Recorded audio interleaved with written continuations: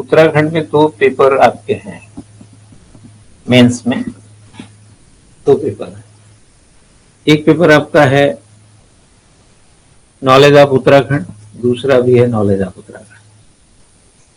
5वां 6वां के रूप में अब तो स्टेट में एक चलन सा हो गया, सेम जो यूपी में था वही उत्तराखंड में है।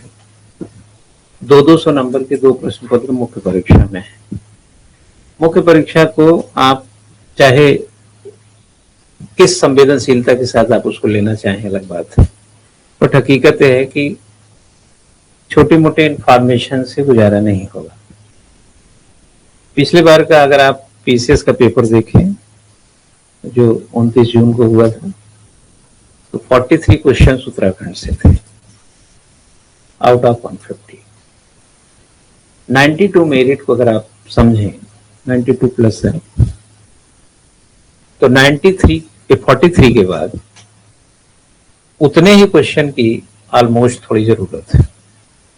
इट मीन 50 क्वेश्चन की और जरूरत है, तो वो मेरिट में। अब 50 क्वेश्चन वो हिस्ट्रीज हो सकते हैं, ज्योग्राफीज हो सकते हैं, पॉलिटिक्स हो सकते हैं, इंडियन इकोनॉमिक्स हो सकते हैं, साइंस के बहुत सारे रास्ते खुले हैं। लेकिन सिलेक्शन में आप समझ सकते हैं कि उत्तराखंड कितना इंपॉर्टेंट एक रोल रखता है। और अक्सर मैंने देखा है कि जो बड़ा इंपॉर्टेंट होता है और बहुत ही जनरलाइज्ड माना जाता है अगर, तो वो चूक कर देता है व्यक्ति तैयारी में से। तो पीसीएस के हिसाब से अगर बात करें, या लोअर सबऑर्डिनेट जो 17 मई को है, 5 जुलाई को पीसीएस है, तो ये क्लास आपके लिए बहुत ही ज्यादा इंपॉर्टेंट है, क्योंकि 150 में 43 अराउंड आप 30% या 27-28% क्वेश्चन आप मान के चलें कि ये हो रहा है।